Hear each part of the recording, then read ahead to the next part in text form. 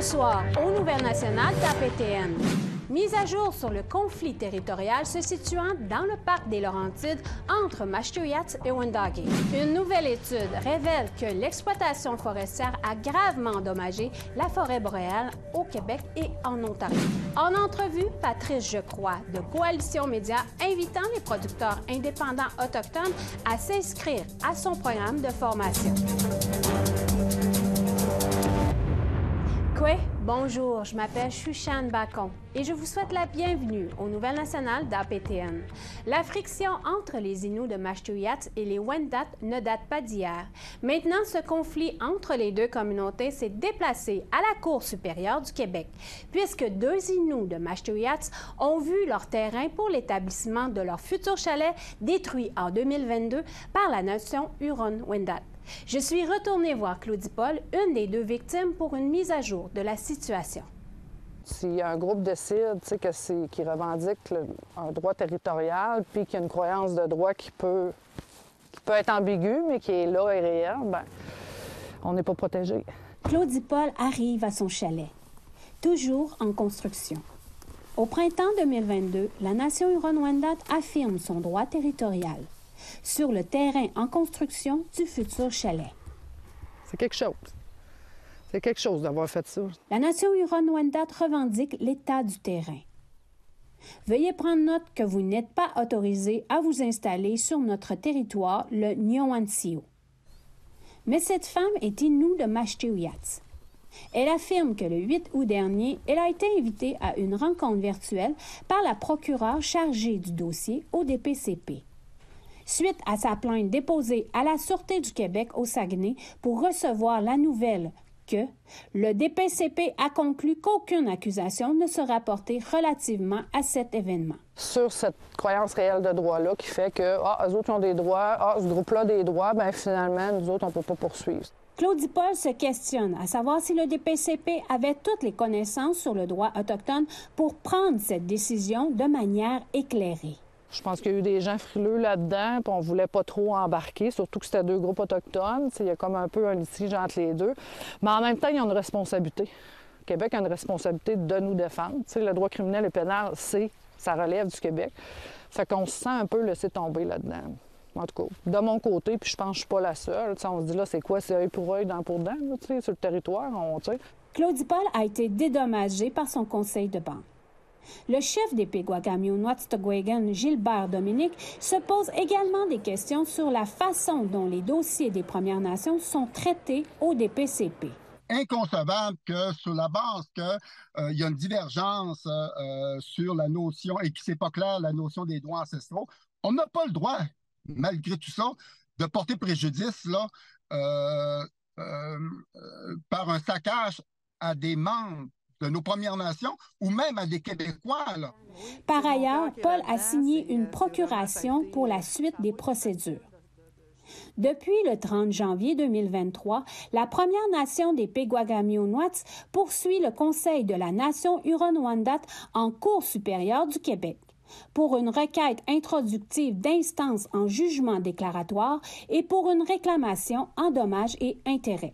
En 2004, la communauté de Mashteuiatsi a signé avec 3 autres communautés Inuits une entente de principe appelée EPOG, un futur traité avec le Québec et le Canada, où le Nitassinan de Mashteuiatsi est en vert et en bleu la partie sud-ouest qui stipule selon la carte que Wendake est en territoire Innu. La nation Huron-Wendat a refusé la demande d'entrevue d'APTN. Claudie Paul contemple son rêve. Elle explique que c'est son cœur qu'elle a mis dans ce projet en cours. En tout cas, moi, là-dedans, je me suis sentie assez seule, là, honnêtement, là, avec le pouvoir du DPCP, le pouvoir de la Sûreté du Québec. Tout est comme, on dit non. Non, c'est non. OK, moi, ça s'arrête là. Moi, j'ai aucun droit. J'ai pas le droit à la sécurité, pas le droit d'être protégé par la Sûreté du Québec. J'ai pas le droit. Fait que, tu te ramasses démuni, mais c'est pas normal, là. Au Québec, j'ai des droits comme les autres, là, tu sais. De plus, Claudie Paul s'inquiète pour tout le monde qui ont des biens en territoire, autant les Autochtones que les non-Autochtones. Puisque personne n'est pas protégé par la loi, si quelqu'un revendique un droit territorial sur la croyance réelle de ce droit. Shushan Bacon, nouvelle nationale d'APTN, dans le Nyoantio et ou le Nitassinan. Nous vous invitons à nous suivre sur les réseaux sociaux. Vos commentaires, suggestions et questions sont les bienvenus. Pour nous joindre par courriel, l'adresse est le info nouvelle au pluriel @aptn.ca.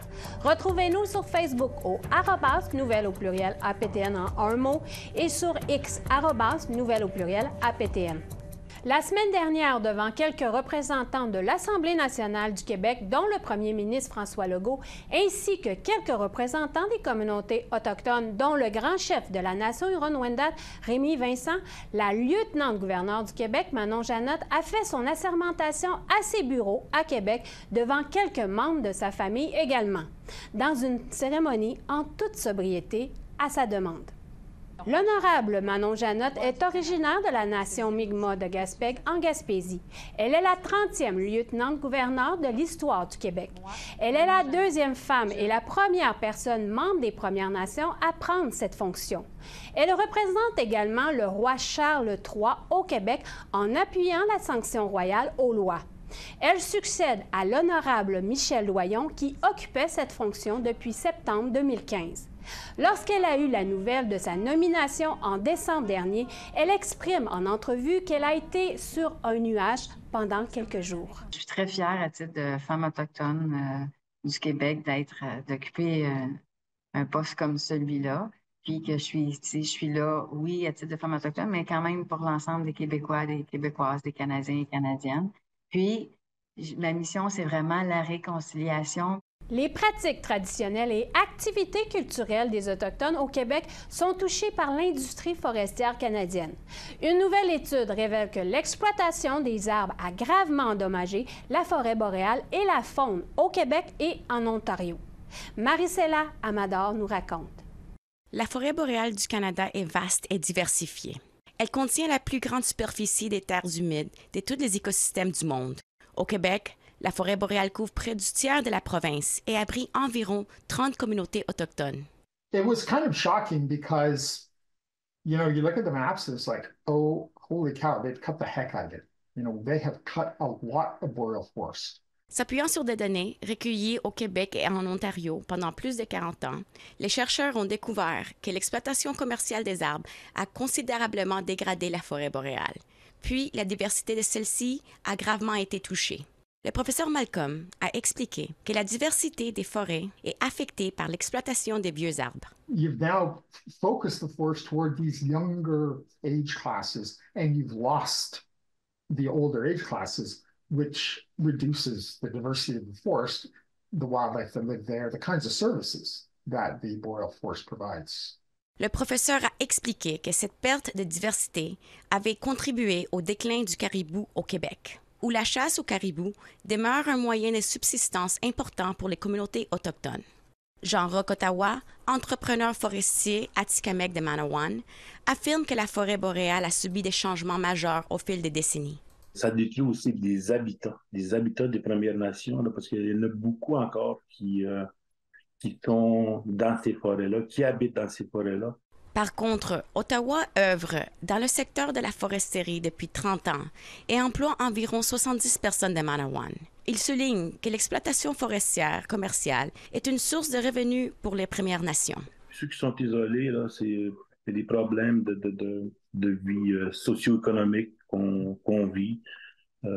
Puis ça, je pense que c'est important de faire travailler ces gens-là. Toutefois, il déclare qu'il faut trouver un équilibre entre le maintien des activités d'exploitation forestière commerciale et la protection de la forêt boréale.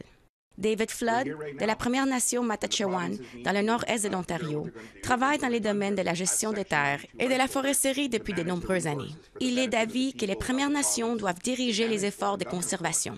The question is, are we part of the people? Or are we going to put these covenants in place with better respect and honor the integrity of the relationship and allow Indigenous people to actually be part of the world solution on climate action and climate change? Le professeur Malcolm estime qu'il n'est pas trop tard pour sauver la forêt boréale et inverser certains des impacts. Instead of planning to come in and harvest the stand every 80 years or every 100 years, which you'd like to do to maximize timber revenue, what about if, for some areas, we imposed a rotation length of 200 years? Il ajoute que la forêt boréale est un élément essentiel de la lutte contre les changements climatiques. Marie-Céline Amador, Nouvelle nationale d'APTN, Montréal.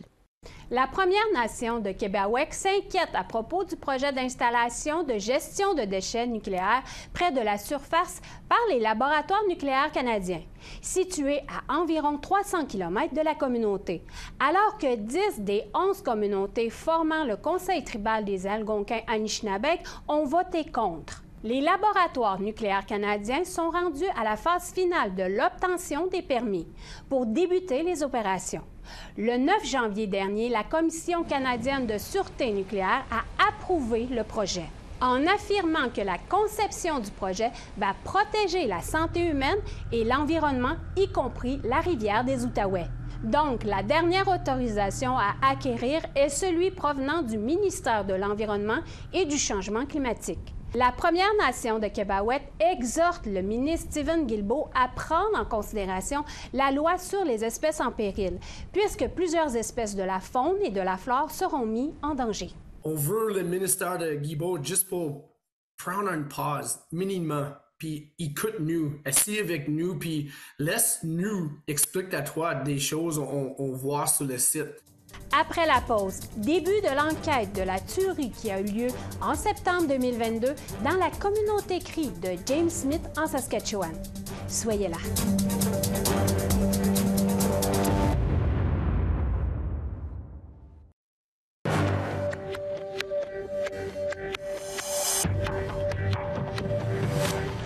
Bienvenue. La semaine dernière, une enquête sur les meurtres commis dans la nation Cree de James Smith en Saskatchewan a débuté. Le 4 septembre 2022, Mike Sanderson a tué 11 personnes, dont son frère Damien, et en a blessé 17 autres. 4 jours plus tard, Sanderson a été appréhendé peu de temps après et il est décédé suite à une détresse médicale, telle que rapportée par Rachel May. Au cours de l'enquête, qui continue cette semaine, 32 témoins de la GRC, du Service correctionnel du Canada, de la Commission de libération conditionnelle, des pathologistes et des victimes viendront témoigner. L'avocat Keith Brown représente la nation Cree de James Smith. Selon lui, l'enquête permettra d'accomplir 2 choses. So that's the first thing they do is they determine cause of death and other things related to the specific deaths themselves. And then the second thing they do, as I mentioned, is they have the potential to generate recommendations to prevent future deaths future similar deaths. Brown a ajouté que les membres de la communauté souhaitent 3 principales recommandations. La première est de disposer de leur propre service de police. Deuxièmement, des réformes au sein du système pénitentiaire. Et troisièmement, une meilleure communication entre les services correctionnels, la Commission de libération conditionnelle et les Premières Nations comme James Smith. It doesn't generate binding requirements for the government to follow. So what that means is that whatever comes out of the inquest, the government, both federal and provincial, are really going to have to step up to the plate to ensure that these recommendations are actually implemented. La série de meurtres a commencé à 5h40 du matin et elle s'est terminée à 7h10, 1h30 plus tard. La police a lancé l'alerte d'urgence seulement à 7h12. De plus, Sanderson a utilisé 5 véhicules différents, ce qui explique en partie pourquoi il a été si difficile de localiser. Daryl Burns et sa sœur Lydia faisaient partie de l'équipe d'intervention d'urgence de la réserve. Ils ont répondu à un appel de santé mentale ce matin-là. Lydia a été tuée. Well, it's just Bonnie and Greg, and she got murdered. So, ever since that day, the crisis response has been done. We refuse to go on those calls because, for myself, I went on a few of those crisis response calls, and it was pretty dangerous to myself prior to that. La drogue a joué un rôle important dans ce dossier. Sanderson vendait de la cocaïne. Au cours de l'enquête, un sergent-chef de la GRC à la retraite a déclaré qu'il se souvenait avoir vu plusieurs personnes blessées à la tête, à la gorge et à l'épaule par des coups de couteau après s'être rendues au centre de triage.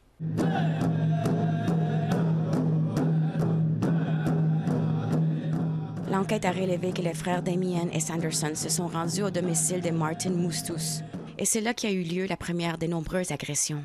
Sanderson a attaqué Moustous. Damien a mis fin à la bagarre.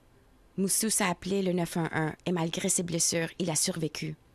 Sanderson a tué Damien à l'extérieur.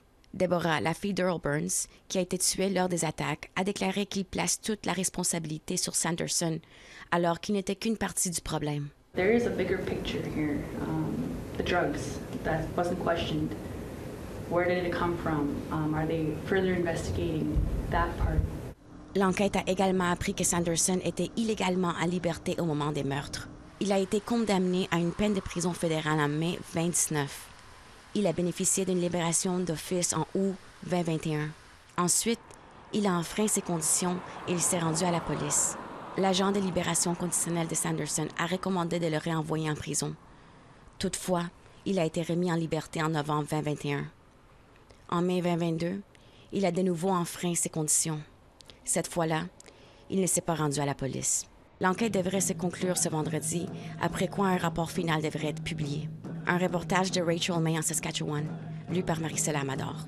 Un organisme sans but lucratif de Kenora, en Ontario, a recours à un feu sacré pour garder la population de sans-abri au chaud dans ces conditions extrêmes froides.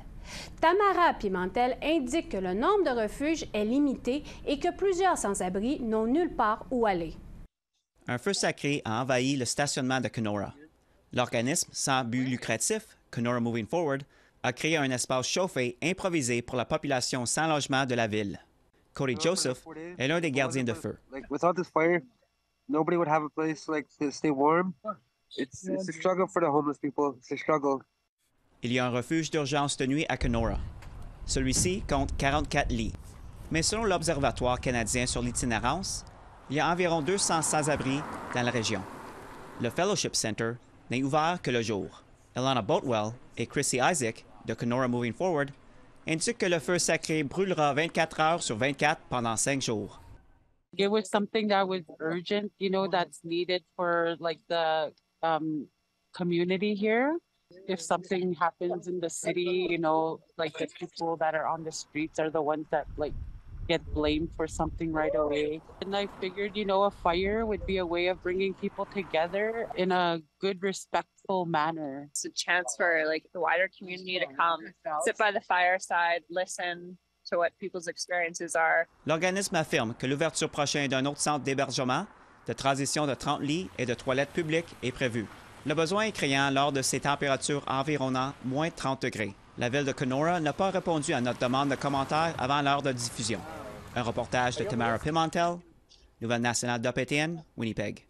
Les nominations pour les Oscars 2024 ont été publiées la semaine dernière et un nom entre à nouveau dans l'histoire. Lily Gladstone a été nominée dans la catégorie meilleure actrice pour son rôle de Molly Burkhart dans le film de Martin Scorsese, La Note américaine. Elle est la première femme autochtone à être nommée dans cette catégorie. Gladstone est entrée dans l'histoire au début du mois en remportant le Golden Globe pour la meilleure actrice dans un film dramatique. Elle est la première femme autochtone à remporter ce prix. La Note américaine a reçu 9 autres nominations aux Oscars, dont celle du meilleur film et celle du musicien Robbie Robinson à titre posthume pour la meilleure musique originale. Après la pause, un appel de candidature pour une formation entrepreneuriale à ceux œuvrant dans l'industrie audiovisuelle canadienne. Restez là.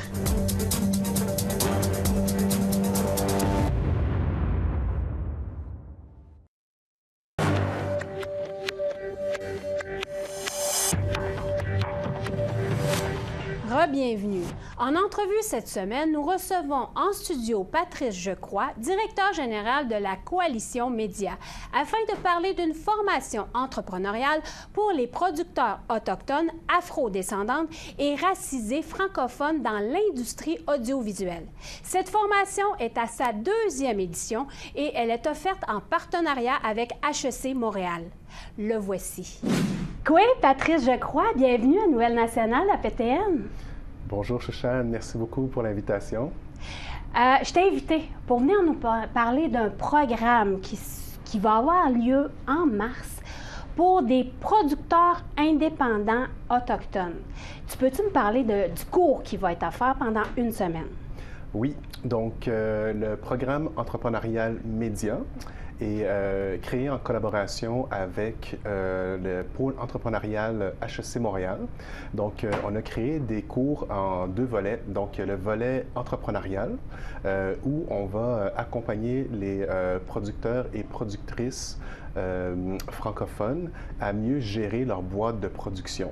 Donc, les cours vont être focusés sur les communications, on va focuser aussi sur en fait, la gestion d'entreprise, le financement, la comptabilité, le volet juridique et puis aussi le leadership. Donc, pour bien outiller ces producteurs et productrices-là à évoluer dans l'écosystème de la production audiovisuelle au Québec et au Canada. C'est quel type de producteur à qui vous vous adressez? Bien, nous, on s'adresse à des producteurs qui créent du contenu comme du long et des courts-métrages de fiction, aussi du contenu documentaire ou série documentaire et de la série télévisée et numérique. Des dates d'inscription, si quelqu'un est intéressé à s'inscrire à votre programme? Mais en ce moment, il y a un appel de candidature qui est ouvert depuis le 16 janvier et c'est jusqu'au 16 février. Donc on accepte les candidatures. Et puis, la sélection va se faire jusqu'au 1er mars. Et puis ensuite, on va annoncer les 20 candidats qui vont être choisis pour participer au programme de formation. OK. Puis, combien ça coûte? Combien ça coûte? Quelqu'un qui est en communauté, mettons, c'est à Côte-Nord, une communauté autochtone, c'est à Côte-Nord, il veut participer, il veut s'inscrire à votre programme. Combien ça coûte? Bien, la valeur de ce programme de formation-là est de 10 000 $, mais on l'offre gratuitement. Donc, c'est ce qui est intéressant. Donc, on remercie nos partenaires, les Fonds des médias du Canada et Téléfilm Canada, de financer ce programme-là pour qu'il soit gratuit pour les personnes autochtones à travers le Canada. Puis, pourquoi ça a été créé, ce programme-là? Bien, ça a été créé parce qu'on a réalisé qu'il y avait des barrières à l'entrée. Donc, des barrières pour avoir accès à du financement pour que les personnes autochtones, les personnes racisées, afrodescendantes puissent produire leur contenu authentique. Donc, on s'est dit qu'en créant ce programme-là, non seulement nous, on voulait se rapprocher de l'écosystème, des institutions, des bailleurs de fonds et des télédiffuseurs. Donc, ça nous permettait d'offrir toutes les informations nécessaires pour accéder plus facilement à l'écosystème, en fait, de production audiovisuelle au Québec et au Canada. Qu'un producteur, c'est pas juste un créateur de contenu.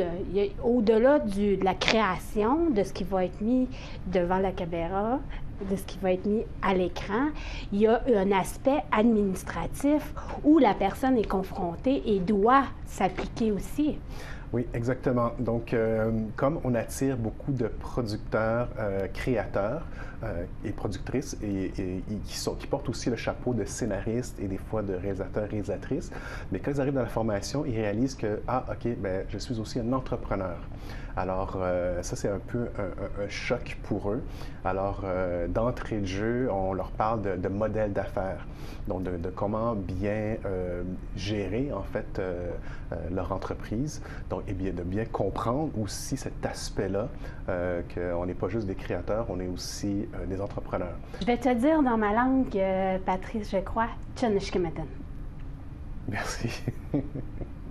C'est ce qui conclut le Bulletin de nouvelles nationales d'APTN. Je m'appelle Shushan Bacon. Merci beaucoup d'avoir été des nôtres et prenez soin de vous. À la semaine prochaine. Yamé Wenusich.